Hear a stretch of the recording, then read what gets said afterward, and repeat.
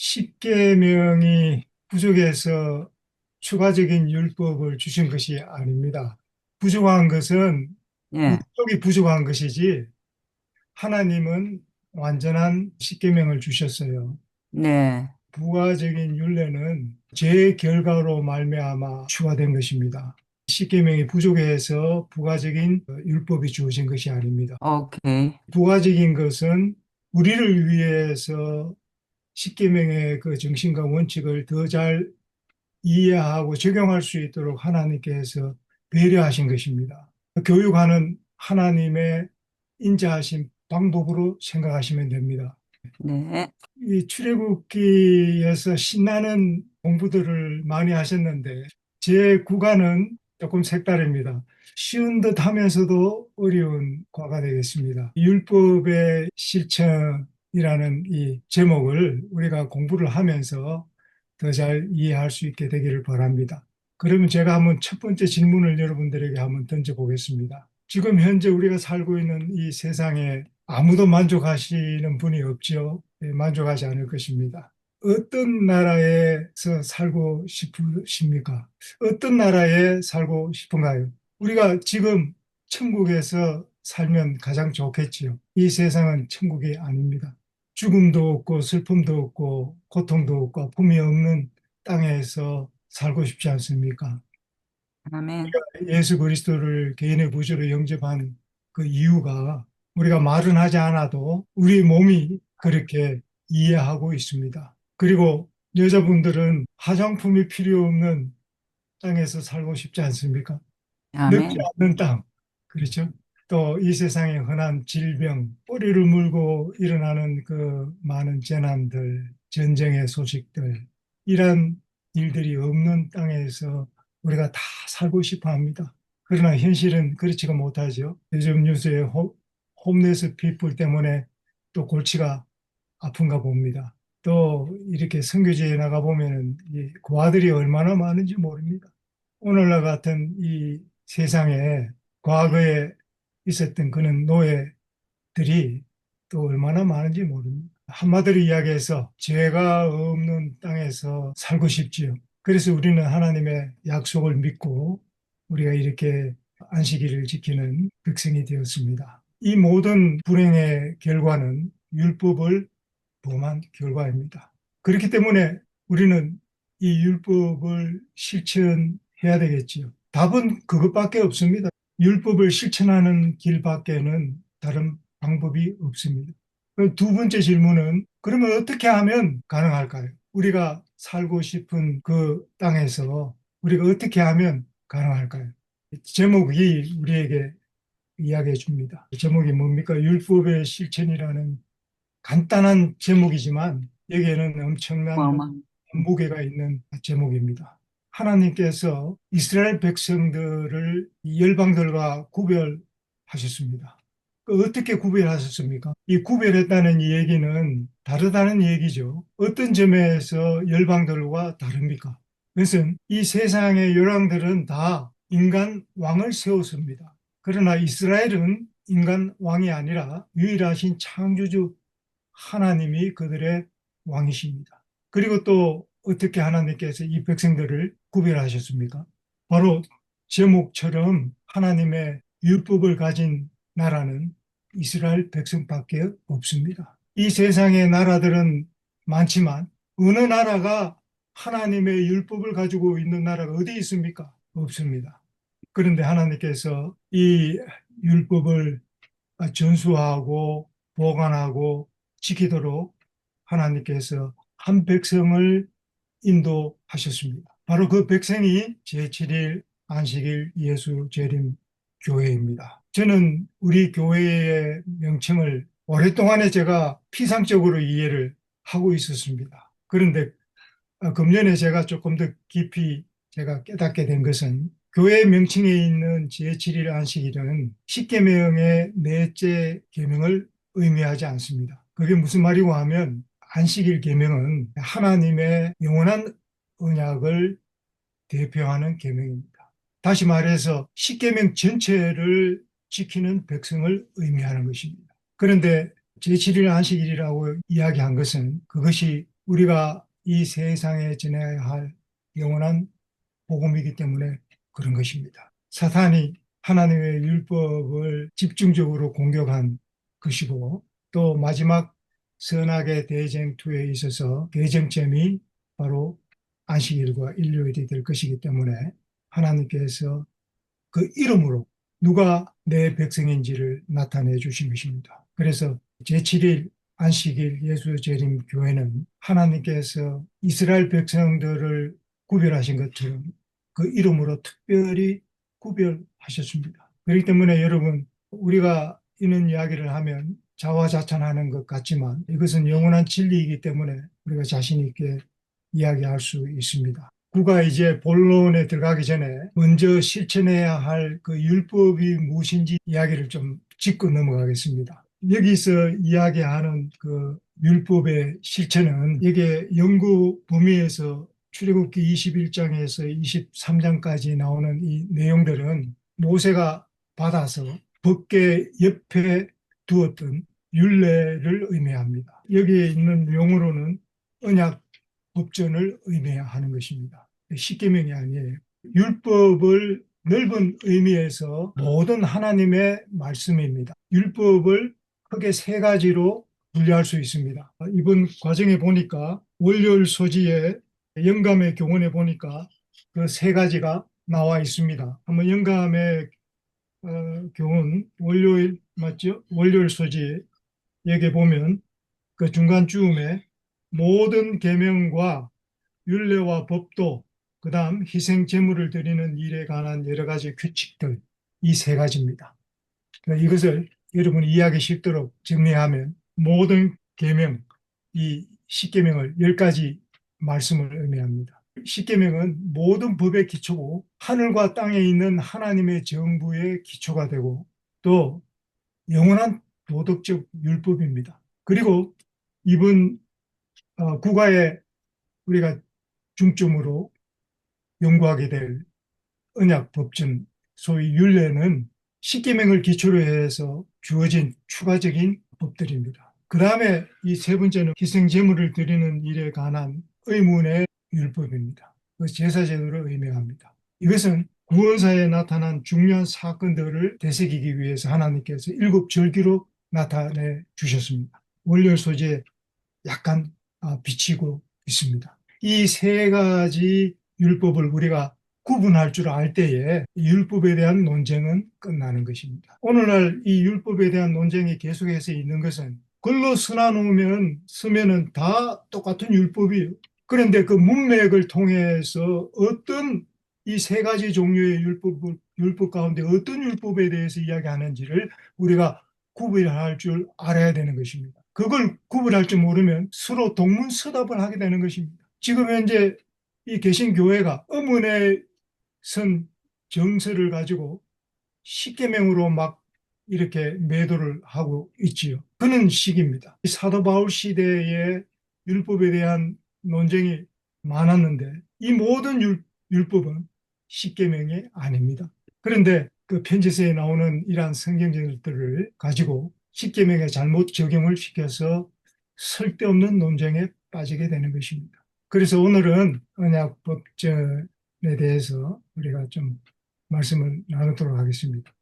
그런데 여기 구가 첫 페이지에 보면 모든 사람이 하나님의 율법 아래 있다고 말씀을 하시죠. 맞습니다. 만물은 사람을 포함해서 만물은 하나님의 법으로 인해서 하나님께 100% 완전히 의존되어 있습니다. 하나님께서 창조하지 아니하시면은 이 세상에 나타날 수 있고 존재할 수 있는 것이 없습니다. 만물은 사람을 제외한 만물은 하나님께서 그냥 아무렇게나 만든 것이 아니고 일정한 법칙에 의해서 만들으셨는데 과학자들은 그것을 자연 법칙이라고 이야기를 합니다. 그래서 일정하게 정확하게 모든 천체가 운행하고 있는 것입니다. 그 시계에 그 많은 톱니바퀴가 서로 물리고 정확하게 돌아가는 것처럼 그렇게 운행되고 있습니다. 그 자연 법칙입니다. 그것은 저절로 된 것이 아니고 하나님께서 그렇게 정하신 것입니다. 그래서 이 안식일은 영원한 날입니다. 이 안식일은 이 유월절이나 절기와 같은 어떤 상징이 아닙니다. 안식일은 실제적인 시간이에요. 그리고 사람을 위해서는 하나님께서 어떻게 창조하셨나요?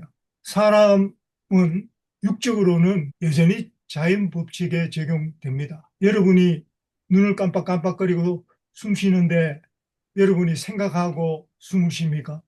아, 내가 몇 초마다 숨을 쉬어야지. 내가 눈을 깜빡거려야지. 그렇게 생각하고 깜빡거립니까? 보이지 않는 우리 세포와 그 기관과 장기들이 하나님께서 만들어진 법칙에 의해서 움직이고 있습니다. 그런데 우리가 잘못 생활함으로 말미암아 이것이 망가진 것을 병이라고 이야기하는 것입니다. 우리가 처음부터 하나님께 그대로 순종했다면 우리의 육체는 절대 망가지지 않게 되어 있습니다. 그리고 하나님께서 또 영적인 생명이 유지되도록 하기 위해서 하나님께서 우리에게 주신 것이 바로 계명입니다. 율법입니다. 그렇기 때문에 이 만물과 사람의 다른 점은 무엇입니까?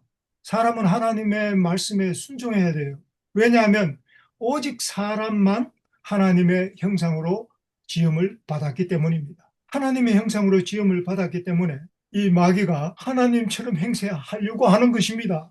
피조물이 하나님처럼 되려고 하는 것입니다. 하나님께서 우리를 하나님의 형상대로 지음을 받은 것은 우리의 영원한 행복을 위해서 자유의지를 주시고 그렇게 만드신 거예요. 우리를 가장 행복하게, 가장 자유스럽게, 정말 하나님처럼 행복하게 살라고 그렇게 하신 것입니다.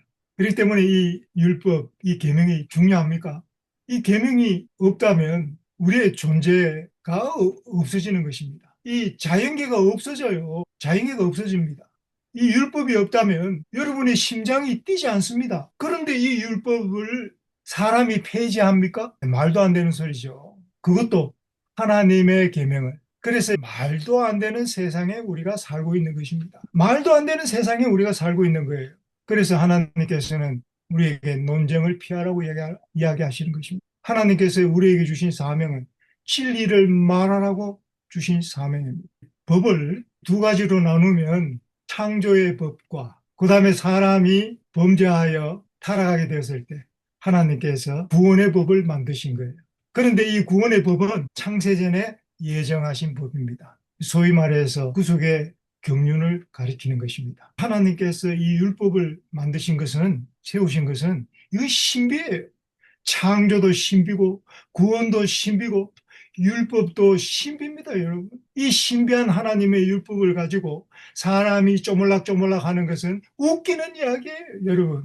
말도 안 되는 이야기입니다. 오늘 국어를 통해서 율법에 대한 결론은 제일 마지막에 나누도록 하겠습니다. 이제 본론에 들어가기 전에 여러분들에게 미리 말씀을 드리고 싶은 것은 율법은 지구 창조 전에 하나님의 율법이 존재했다는 사실을 우리가 주시해야 합니다. 이것은 하나님께서 임기응변적으로 필요에 의해서 만드신 것이 아니에요. 사람이 지음을 받기 전에 이미 존재를 했고 에덴 동산에서도 이 율법이 있었습니다. 하나님께서 아담에게도 첫사람 아담에게도 범죄하기 전에 율법을 주셨어요. 그 이야기가 어디 나오느냐 하면 교회 정은 6군에 나옵니다. 그렇기 때문에 이 죄의 세상에서 반드시 회복되어야 할 것은 바로 하나님의 율법입니다. 십계명은 옛날 존재했던 그런 골동품이 아닙니다. 이 세상에 많은 법들이 있지만 모든 법들이 다 이 십계명에서 다 파생된 것입니다. 악한 법은 제외하고요. 하나님의 법 자체는 선하고 의롭고 거룩한 것이기 때문에 모든 그러한 법들이 다 어디서 파생이 돼서요? 없다가 갑자기 사람이 만든 것이 아니라 십계명에서 이것이 다 나온 것입니다. 그래서 이 십계명은 모든 법의 기초가 되는 것입니다. 그렇기 때문에 하나님께서 우리에게 부가적인 율법을 주셨다면 그것은 십계명의 정신과 원칙에서 다 나온 것들입니다. 우리가 다 다루지는 못하겠지만 신뢰로 조금은 살펴보게 될 것입니다. 일요일 서지에 여기 언약 법진이라는 제목이 나옵니다. 이것은 율례를 가르친다고 이야기를 했습니다. 이 십계명이 아니고 십계명은 이미 팔과에서 이미 우리가 공부를 했습니다. 십계명이 어디에 나옵니까? 출애굽기 19장 그리고 20장에서 십계명이 열거되어 있습니다. 그리고 21장과 22장, 23장에서 추가적인 율법에 대한 설명이 나옵니다. 이것은 이 율법의 원칙을 일상생활에 적용하는 규례들입니다. 그래서 하나님의 사랑과 공의, 그 다음에 십계명의 그 정신과 원칙에서 빗나가지 않습니다. 그리고 하나님께서 이스라엘 백성들의 그 수준에 맞게끔 그렇게 적용한 것이 바로 율례입니다. 그래서 이 율례를 통해서 십계명을 존귀하게 여기도록 하는 것입니다. 안식일에 주인이 쉬면 어떻게 됩니까? 안식일에 주인이 쉬면 남녀 종들이 다 함께 쉬게 되고 또 심지어는 누구도요? 일하는 가축도 함께 쉬게 하시는 하나님을 우리가 찬양하게 됩니다. 하나님은 언제나 약자의 편이에요. 그리고 또 일곱, 7년째 되는 그 안식년에는 어떻게 됩니까? 그냥 쉬게만 하시는 것이 아니라 종을 완전히 해방시켜 주십니다. 이런 하나님을 우리가 섬기고 있습니다. 이와 같이 하나님의 율례는 약자들을 보호하시기 위하여 주신 추가적인 법입니다. 여섯째 계명이 무엇이에요? 여기 출애굽기 21장에 보면 여기 종에 관한 율례, 그다음에 살인에 대해서 나오는데 십계명은 아주 단순합니다. 살인하지 말라. 여섯째 계명에 살인하지 말라이잖아요. 여러분의 소가 만약에 사람을 죽였다면 어떻게 하시겠습니까? 주인은 사람을 죽이지 않았어요. 그런데 그 주인이 소유하고 있는 소가 사람을 죽였단 말이에요. 여러분 어떻게 하시겠습니까? 거기에 대한 율례가 바로 추가적인 율례입니다. 거기에 대한 이제 자세한 내용들이 여기 출애굽기 21장에 소개되어 있습니다. 다시 말하면 하나님께서 조사해서 그 소의 임자의 책임이 있다라고 이야기를 하시는 것입니다. 만약에 소 임자가 그 소를 잘 다루지 못해서 일어난 일이면은 책임이 있지 않겠습니까? 하나님은 정확하시고 공평하시고 공의로우신 분이십니다. 주인이 살인하지 않았지만 책임을 피할 수가 없는 것입니다. 여기에 영감의 교훈 부조와 선지자에 있는 말씀으로 다시 한번 확인하면 좋겠죠. 우리 사라 집사님 한번 영감의 교훈 부조와 선지자 364쪽에 있는 말씀 한번 읽어봐 주시겠습니까? 모세는 하나님께서 그에게 명하신 대로 그들에게 요구하시는 것이 무엇인지에 대하여 상세한 교훈을 주는 율례와 법도를 기록하라는 명령을 받았다. 하나님께 대한 의무와 인간 상호 간의 의무와 이방인에 대한 의무에 관한 이 지시들은 십계명의 원칙이 확대된 것에 지나지 않았으며 아무도 오해할 필요가 없을 만큼 구체적으로 자세하게 주어졌다. 그것들은 돌비에 새겨진 열 교훈의 신성함을 수호하기 위하여 계획된 것이다. 네. 그러니까 하나님께서 십계명이 부족해서가 아니라 이스라엘 자손들, 그들이 그전에는 어땠습니까? 430년 동안에 하나님도 잊어버리고 하나님의 언약도 잊어버리고 안식일도 지킬 수 없었고 지킬래야 지킬 수 없었고 그렇게 오랜 세월을 살아오던 자들이었습니다. 하나님께서 그들을 어떻게 해요? 십계명을 지켜서 구원을 얻게 하지 아니하시고 그들을 먼저 구원하시고 언약을 체결하시는 얼마나 신사적인 하나님이십니까? 출애굽을 보면 십계명뿐만 아니라 그 당시에 그 율례를 실천해야 할 이유를 우리가 분명하게 이해할 수 있는 것입니다. 우리가 이렇게 하나님께서 우리의 창조주가 되실 뿐만 아니라 우리를 죄로부터 구원하신 구속자이시기 때문에 하나님께서 우리에게 무엇을 명하시든지 우리는 그것을 즐겨 순종하고 그것을 행복으로 삼는 사람이 되어야 이 마지막 영원한 복음을 땅끝까지 전하는 새 천사가 될 수 있는 것입니다. 다시 말해서 천사가 되는 거예요. 이 땅에서의 천사가 되어야 하는 것입니다. 우리는 천사가 아니지만 우리가 하는 우리의 정신이나 또 우리의 하는 일은 천사와 같은 것입니다. 하늘에 있는 천사들은 하나님께서 명하시면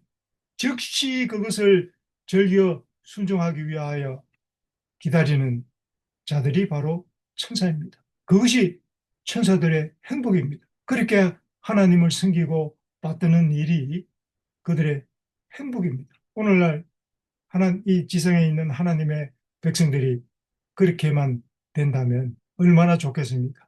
우리가 그렇게 되도록 해야 되겠죠. 그래서 이 율법의 실천을 그래서 강조하고 있는 것입니다. 왜요? 하나님께서 유월절을 통해서 우리를 구원해 주셨기 때문에 우리가 죄인 되었을 때에 하나님과 원수 되었을 때에 우리가 연약할 때에 하나님께서 우리를 먼저 구원해 주셨어요. 그리고 다시는 우리가 이 세상에 또 죄와 사탄의 노예가 되지 않도록 종이 되지 않도록 하나님께서 이 십계명을 우리에게 주시고 언약을 체결하신 것입니다. 그렇기 때문에 이 십계명은 다시는 구덩이로 돌아가지 말라고 우리에게 주신 율법이에요. 이러한 율법을 우리가 없이 하거나 우리가 무시하거나 한다면 그것은 하나님도 율법도 잘 모르는 사람입니다. 우리 남은 백성들은 율법의 중요성을 알기 때문에 하나님께서는 이 남은 자손을 향해서 하나님의 계명을 지키며 예수 믿음을 지키는 자라고 그렇게 이야기를 하는 것입니다. 이것이 우리의 노래가 되어야 합니다. 월요일 소지에도 더 많은 법도 율례가 한 70가지 정도 되는데요. 이제 추가적으로 22장과 23장에 나오고 그 다음에 23장에는 약간 이 절기에 관한 이야기가 소개되어 있습니다. 특별히 그 절기 가운데에서 남자들이 1년에 3번 꼭 지켜야 할 절기가 있는데 그 3가지 절기가 무엇입니까? 7절기 가운데 유월절, 그 다음 칠칠절, 오순절이죠. 그 다음 초막절이라고도 하고 장막절이라고도 하는 절기입니다. 이러한 절기들은 다 뭐예요?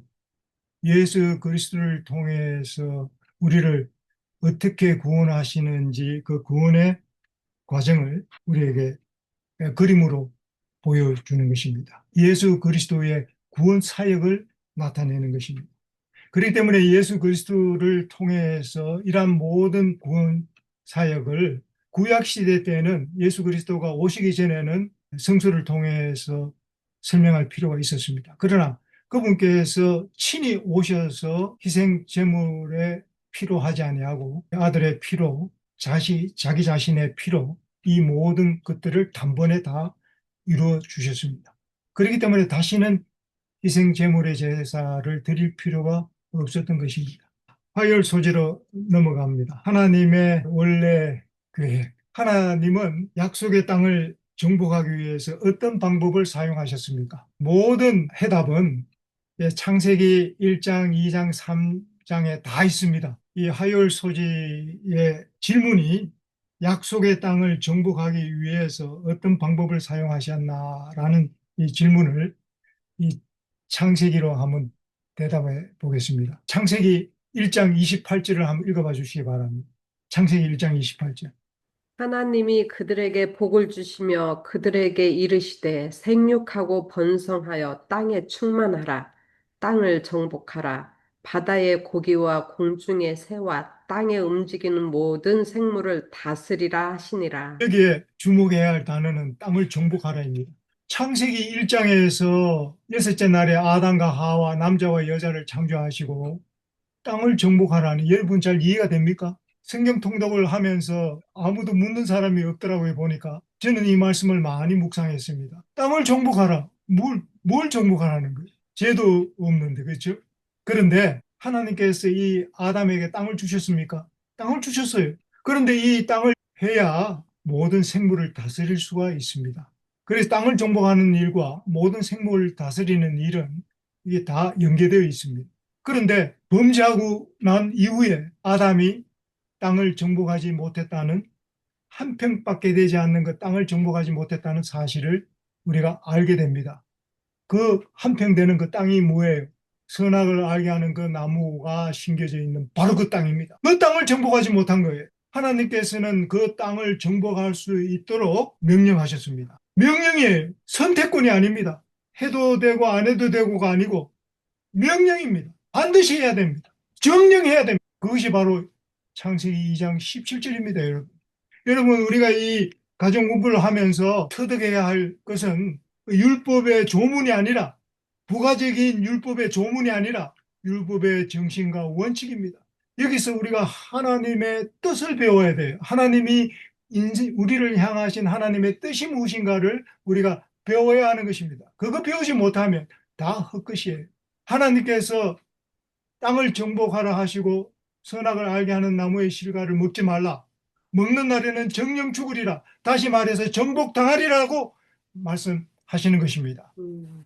그런데 그 땅을 정복하지 못한 거예요. 땅을 정복할 수 있는 한 가지 길은 무엇입니까? 순종밖에 없습니다. 아담이 하나님의 명령을 이해할 필요가 없습니다. 하나님께서 먹지 말라고 했으면 안 먹으면 돼요. 그게 뭐 독이 있어서 하나님께서 먹지 말라고 한 것이 아닙니다. 그들이 먹었지만 독이 있었으면 그들이 죽었을 것입니다.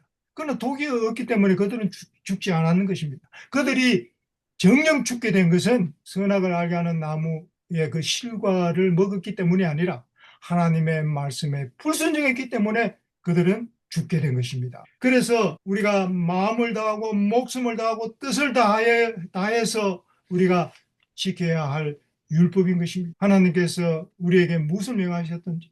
여러분, 우리가 이것을 적용을 하자면은 성경과 예언의 신을 두고 말할 수 있습니다. 예언의 신은 독립된 부가적인 율법이 아닙니다. 성경, 하나님의 말씀에서 기초해서 이게 나온 것이에요. 그렇기 때문에 예언의 신과 성경은 정확하게 일치하는 것입니다. 예언의 신을 순종하는 것이 성경을 순종하는 것이고 또 하나님을 사랑하는 것입니다. 정확하게 일치하는 것입니다. 그래서 여기 출애굽기 23장 화요일 소지에 23장 20절에서 33절 그 본문에 보면 한 두 절을 읽어보겠습니다. 21절과 22절을 한번 읽어봐 주시기 바랍니다. 너희는 삼가 그 목소리를 청종하고 그를 네. 노엽게 하지 말라. 그가 너희 허물을 사하지 아니할 것은 내 이름이 그에게 있음이니라. 내가 그 목소리를 잘 청종하고 나의 모든 말대로 행하면 내가 내 원수에게 원수가 되고 내 대적에게 대적이 될지라. 여러분 이 말씀을 읽으니까 무슨 말씀이 생각이 납니까? 자동으로 떠오르는 말씀이 없어요? 내 말을 내 모든 말대로 행하면 내가 내 원수에게 원수가 되고, 예, 창세기 3장 15절 원복음이 생각나지 않습니까? 하나님께서 내가 너로 여자와 원수가 되게 하고 내 후손도 여자의 후손과 원수가 되게 하리니, 그리고 여자의 후손이 사탄의 머리를 뱀의 머리를 상하게 하고 그 사건으로 말미암아 예수님은 발꿈치를 상하게 됩니다. 이 이야기가 뭡니까? 내가 너의 원수에게 원수가 되고 너의 대적에게 대적이 되겠다는 말씀인 것입니다.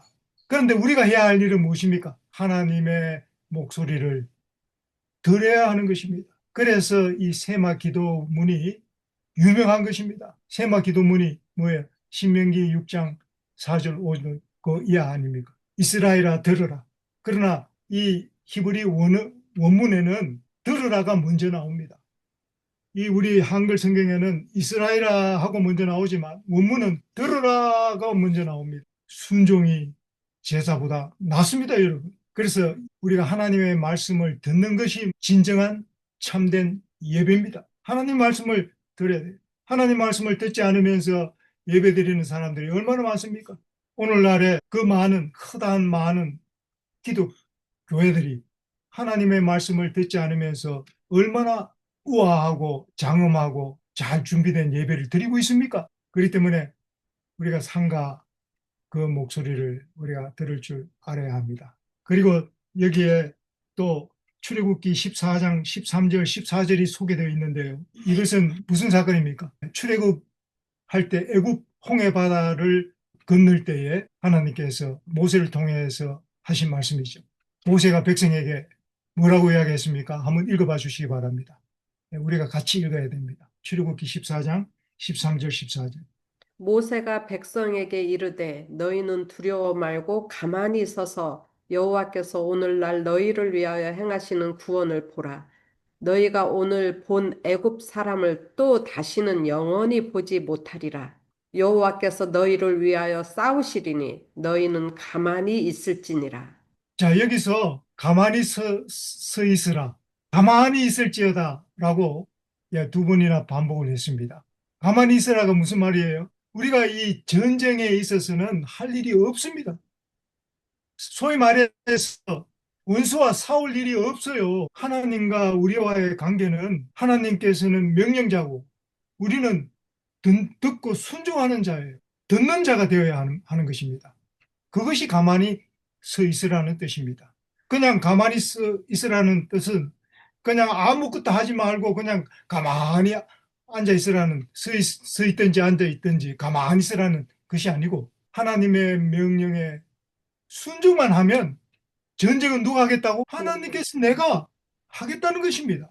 우리가 사탄과 원수가 되는 것은 우리가 만든 것이 아니고 사탄이 우리를 원수로 취급하는 것입니다. 사탄의 원수는 하나님의 율법입니다. 여러분에게 쉽게 설명을 드립니다. 사탄의 원수는 하나님의 율법이에요. 그래서 그 여자의 남은 자손이 사탄의 원수가 되고 전쟁을 치르게 되는 것은 바로 그가 원수인 하나님의 율법을 소유했기 때문입니다. 그것을 지키고 보존하고 전수하기 때문에 그것을 끊어버리기 위해서 사탄이 공격하는 것입니다. 사탄이 우리가 이뻐서 사탄이 소유하지 못한 것들을 우리가 가지고 있어서 셈이 나서 그런 것이 아니에요. 사탄이 가장 싫어하는 것은 하나님의 율법입니다. 바로 이 하나님의 율법을 가르치고 지키고 전수하는 백성들을 멸절하려고 하는 것입니다. 그렇기 때문에 우리는 이 사탄과 싸우기 위해서 전쟁할 필요는 없어요. 뭐는 해야 됩니까? 하나님의 율법을 실천해야 하는 것입니다. 가르치고 전수하고 실천해야 하는 것입니다. 이게 보통 일이 아닙니다. 이러한 마음을 가진 자는 하나님께서 지키도록 해 주실 것입니다. 우리 힘으로 할 수 있는 일은 아무것도 없습니다. 하나님께서 해 주십니다. 그 마음만 있으면 됩니다. 이스라엘 백성들이 애굽에서 무슨 공로가 있고 어려운 일이 있어서 하나님께서 구원하신 게 아닙니다. 그들이 너무 그 고통을 참기 힘들어서 부르짖고 있을 때에 하나님께서 그들을 구원해 주셨어요. 하나님께서는 언약을 지키신, 그렇기 때문에 우리도 하나님의 언약을 지키는 백성, 실천하는 백성이 되어야 합니다. 수요일 소식 넘어가기 전에 이 하나님의 원래 계획에서 이게 설명은 되어 있지 않지만 제가 한 가지 조금 부가적으로 덧붙일 말씀은, 하나님의 본래의 계획은 애굽 사람들을 싹 쓸어버리고 심판하는 것이 아니었습니다. 애굽 사람들조차, 이스라엘 백성들을 430년 동안에 괴롭힌 애굽 사람들조차 하나님께서 할 수만 있으면 구원하고자 하나님께서 원하셨습니다. 그래서 모세와 아론이 바로에게 나타나서 처음으로 한 말이 무엇입니까? 그것만 한번 보시죠. 그게 출애굽기 5장에 보면, 5장 1절에 보면 내 백성을 보내라. 그러면 그들이 광야에서 내 앞에 절기를 지킬 것이니라. 하나님께서 이 애굽 군대를 홍해 바다에 다 멸하려고 할 그런 계획이 없었어요. 그들은 자기들의 심판을 자초한 것입니다. 왜 괜히 쓸데없이 따라와 가지고 물에 빠져 죽어? 하나님께서는 그들을 죽일 이유도 없고 생각도 없습니다. 언제라도 회개하고 돌아오기를 바라고 그들을 남겨두고 이스라엘 백성들만 데리고 떠났습니다. 그런데 괜히 따라와 가지고 죽으려고 따라왔어. 이 세상은 이렇게 어리석은 것입니다. 지혜로운 백성은 하나님을 경외하는 백성입니다. 하나님의 참된 지혜는 하나님을 경외하는 것입니다. 이 하나님을 경외한다는 것은 바로 하나님의 율법을 실천하는 것을 의미하는 것입니다. 다른 게 없어요. 그래서 이 영적 전쟁은 무엇입니까? 하나님의 율법을, 하나님의 말씀을 우리가 듣고 따르는 것입니다. 그러기 위해서는 우리가 필요한 것이 있습니다. 하나님의 말씀을 따르려고 하지 않는 다른 죄의 본성이 우리에게 있습니다. 그것이 죽어야 돼요. 그것이 우리가 져야 할 십자가입니다. 자기 부정. 그것을 우리가 내려놓지 않으면은 하나님의 율법을 실천할 수가 없습니다. 우리가 아무리 의지적으로 하나님의 율법을 실천하려고 그렇게 애를 써도 그래서 실천할 수 있는 게 아니에요. 인간의 의지로는 하나님의 율법을 실천할 수가 없습니다. 우리의 의지를 내려놔야 합니다. 그래서 그것이 우리 각 사람의 기도가 되어야 합니다. 그래서 하나님의 본래의 계획은 온 세상을 다 구원하는 것이 하나님의 계획입니다. 하나님은 절대로 악인이라도 죽는 것을 원하지 않으셔요. 우리가 이런 원칙을 우리가 깨닫고 있어야 합니다. 요한복음 3장 16절은 모든 사람이 다 잘 암송하고 있는 말씀이죠. 그런데 17절까지 읽어야 됩니다. 그래서 오늘 요한복음 3장 17절을 한번 읽겠습니다. 하나님이 그 아들을 세상에 보내신 것은 세상을 심판하려 하심이 아니요 저로 말미암아 세상이 구원을 받게 하려 하심이라. 이 세상에는 악인과 의인이 다 섞여 살고 있습니다. 누구든지 하나님께서는 모든 사람을 구원하시는 것이 하나님의 뜻입니다. 만약에 구원을 얻지 못한다면 그 책임은 누구한테 있어요? 우리 자신에게 있는 것입니다. 우리 수요일 소지에는 눈에는 눈으로 하나님은 원수를 갚고 보복하시는 분이 아니시죠. 하나님은 우리의 죄를 따라 갚지 않으시고 오히려 우리의 죄를 속량하신 분이십니다. 하나님께서 우리의 죄를 용서해 주셨기 때문에 우리는 원수를 갚을 필요가 없어요. 우리는 보복할 필요가 없습니다. 예수님께서 대신에 우리의 죄를 짊어지시고 모든 것들을 속량해 주셨습니다. 네, 그래서 여기 마태복음 5장 38절에서 48절까지 글을 이게 산상수훈이죠. 48절 마지막 절만 한번 읽어보겠습니다. 그러므로 하늘에 계신 너희 아버지의 온전하심과 같이 너희도 온전하라. 온전하라는 뜻이 무엇입니까? 사람은 절대로 하나님 앞에 완전할 수가 없어요.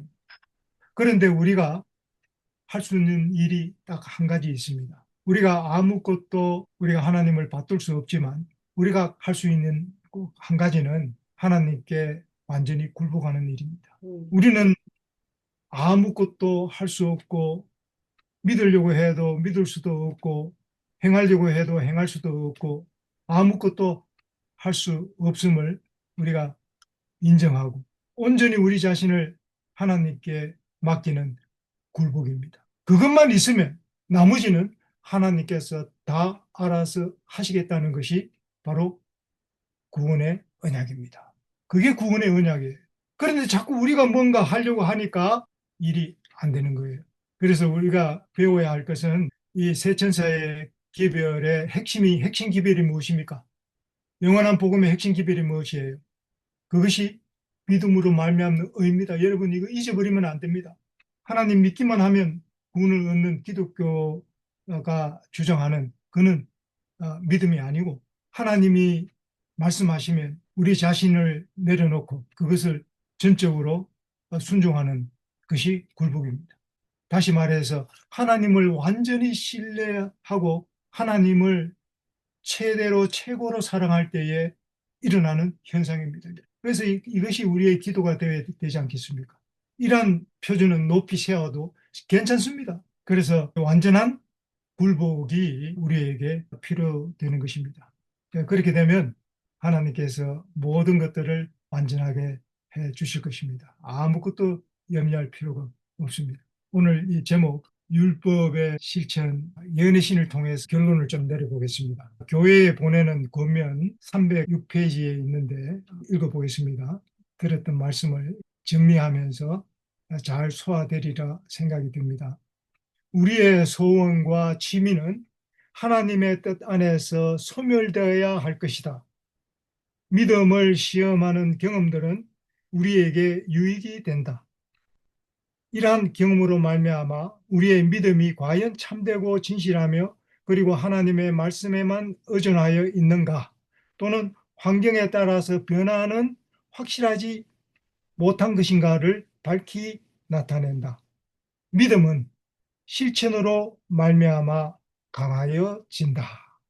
우리는 성경 가운데 하나님을 의지하는 자들에게 주신 귀중한 약속이 있음을 기억하면서 우리의 인내력을 최고도로 발휘하지 아니하면 안 된다. 그래서 이 믿음은 실천할 때 우리의 믿음이 강해지는 것입니다.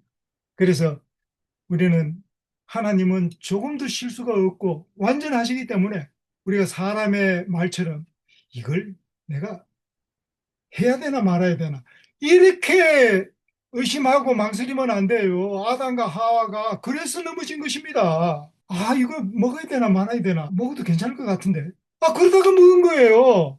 사탄이 기회를 잡은 것입니다. 사탄이 이제 주도권을 잡은 거예요. 그래서 우리는 하나님을 절대적으로 신뢰하고 믿어야 합니다. 거기서 정말 순종이 나오는 것입니다. 하나님에 대한 충성심이 나오는 거예요. 이 말을 전가하는 저 자신도 그렇게 기도해야 합니다. 하나님께서 이는 말씀을 여러분들과 나누도록 또 저를 이렇게 부족하지만 세우신 거 아니겠습니까? 그래서 이 참된 신앙은요, 우리 몸이 알아서 행하는 것입니다. 우리 몸이 알아서 숨을 쉬고, 우리 몸이 알아서 신진대사를 일으키고 세포 활동을 하고 있는 것입니다. 중요한 것은 무엇입니까? 우리 몸이 알아서 일을 잘 할 수 있도록 우리는 하나님의 말씀에 순종하여 먹고 마시고 해야 하는 것입니다. 그러면 우리 몸이 알아서 치료할 것 치료하고 나쁜 것 밖으로 나대어 보내고 그렇게 회복해 주시는 것입니다. 그래서 참된 신앙은 몸이 알아서 행하도록 하나님께서 일하시도록 우리 자신을 낮추는 것이 참된 신앙입니다. 이런 자들이 마침내 율법을 제목처럼 실천하게 될 것입니다. 그래서 믿음은 실천을 통해서 강화됩니다. 하나님께서 여러분들에게 율법의 축복을 주시고 이 마지막 남은 자손으로 든든히 세워주시기를 바라면서 오늘 교과를 마치겠습니다.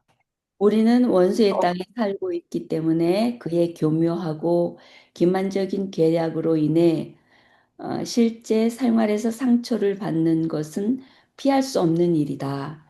죄가 들어오고 세상이 타락한 이후로 우리 중에 슬픔과 고통을 겪어보지 않은 사람이 어디 있겠는가?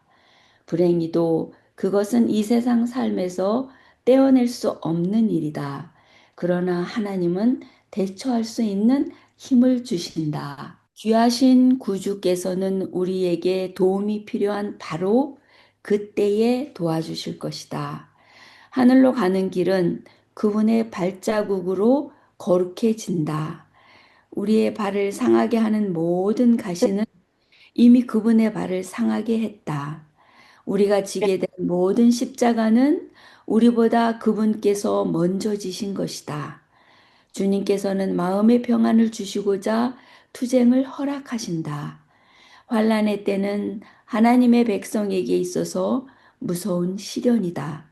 그러나 모든 참된 신자는 이런 때에 위를 쳐다보고 믿음으로 자기를 둘러있는 약속의 무지개를 볼 수 있을 것이다. 각시대의 대쟁투 633쪽의 말씀입니다. 아멘.